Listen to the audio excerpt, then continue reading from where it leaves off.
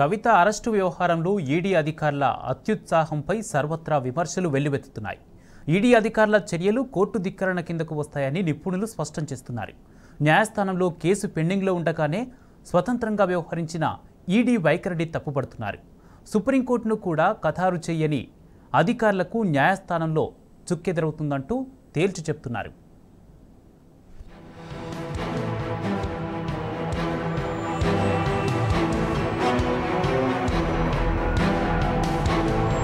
BRS MLC కవిత arrest విషయంలో ED తీరు చట్టబద్ధమేనా, న్యాయసమ్మతమైనదేనా, court ఇచ్చిన ఆదేశాలకు లోబడే ఉందా అంటే లేదని అంటున్నారు న్యాయ నిపుణులు. న్యాయస్థానంలో కేసు పెండింగ్ లో ఉండగానే స్వతంత్రంగా వ్యవహరించిన ఈడీ వైఖరిని న్యాయ కోవిదులు తప్పుపడుతున్నారు. ఇది ముమ్మాటికి కోర్టు ధిక్కరణ కిందకే వస్తుందని అభిప్రాయపడుతున్నారు. సిఆర్పిసి చట్టాన్ని పట్టించుకోకుండా కేసుల విచారణ, అరెస్టుకు సంబంధించి కోడ్ ఆఫ్ క్రిమినల్ ప్రొసీజర్ 1973లో మహిళలకు కొన్ని రక్షణలు కల్పించారు. ఈ నిబంధనలు మనీ లాండరింగ్ నిరోధక చట్టం కేసులకు కూడా వర్తిస్తాయా లేదా అనే దానిపై ఇంకా స్పష్టత లేదు. దీనిపై నళిని చిదంబరం, టీఎంసీ నేత అభిషేక్ బెనర్జీ సతీమణి రుజీరా బెనర్జీతో పాటు కవిత కూడా సుప్రీంకోర్టును ఆశ్రయించారు. ఈ అంశం ఇప్పటికే కోర్టు పరిధిలోనే ఉంది.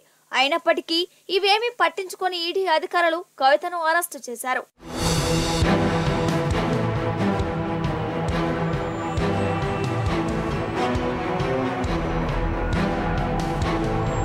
ఇక సూర్యాస్తమయం తర్వాత మహిళను అరెస్టు చేయాల్సి వస్తే స్థానికంగా ఉండే ఫస్ట్ క్లాస్ జ్యుడిషియల్ మెజిస్ట్రేట్ అనుమతి తీసుకోవాలని, ట్రాన్సిట్ వారెంట్ అంటే రాష్ట్ర సరిహద్దులను దాటేందుకు జ్యుడిషియల్ మెజిస్ట్రేట్ ఇచ్చే ఆదేశాల పత్రం లేకుండా రాష్ట్రం దాటించకూడదని సిఆర్పిసి చట్టంలో స్పష్టంగా ఉంది. కానీ ఈ నిబంధనలకు బేఖాతరు చేసిన ఈడీ కవితను ఏకపక్షంగా అరెస్టు చేసి ఢిల్లీకి తరలించింది.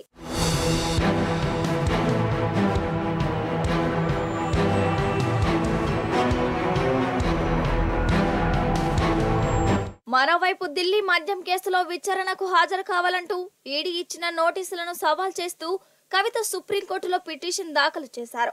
దీనిపై విచారణను ఈ నెల 19కి వాయిదా వేస్తున్నట్లు కోర్టు శుక్రవారం పేర్కొంది. అయితే కవిత పిటిషన్ పై సుప్రీంకోర్టులో విచారణ జరుగుతున్న సమయంలోనే ఈడీ ఓ ప్రకటన చేసింది. కవితపై ఎలాంటి లీగల్ యాక్షన్ తీసుకోబోమని సుప్రీంకోర్టుకు స్పష్టం చేసింది. ఈ మేరకు కోర్టులో రాతపూర్వక హామీ కూడా సమర్పించింది. అయితే కోర్టులో కేసు పెండింగ్ లో ఉందన్న విషయాన్ని పక్కన పెట్టిన ఈడీ ఢిల్లీ నుంచి ఆగమేఘాలపై హైదరాబాద్ కు వచ్చి కవిత ఇంట్లో సోదాలు నిర్వహించి అరెస్టు చేసింది.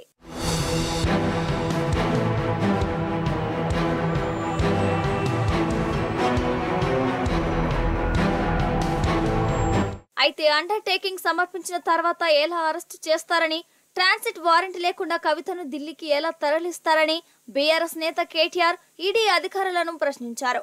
సుప్రీంకోర్టుకి ఇచ్చిన అండర్టేకింగ్ ను వెనక్కి తీసుకుంటున్నామని ఈడీ అధికారులు బదిలివ్వడంపై సర్వత్రా విమర్శలు వ్యక్తమవుతున్నాయి.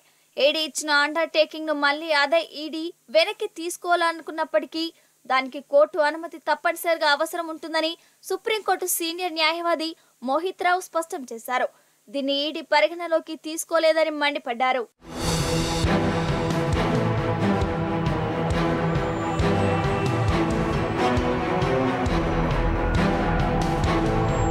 ఇక కంటెంప్ట్ ఆఫ్ కోర్ట్స్ యాక్ట్ 1971 ప్రకారం కోర్టు ధిక్కరణను 2 రకాలుగా విభజిస్తారు.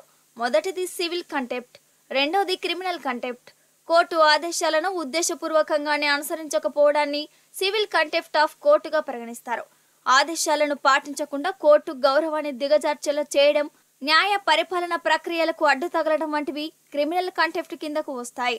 కోర్టు ధిక్కరణ చర్యకు శిక్షగా 6 నెలలు జైలు శిక్ష విధించవచ్చు లేదా 2000 వరకు జరిమానా విధించవచ్చు. కొన్నిసార్లు 2 శిక్షలు కూడా వేయొచ్చు.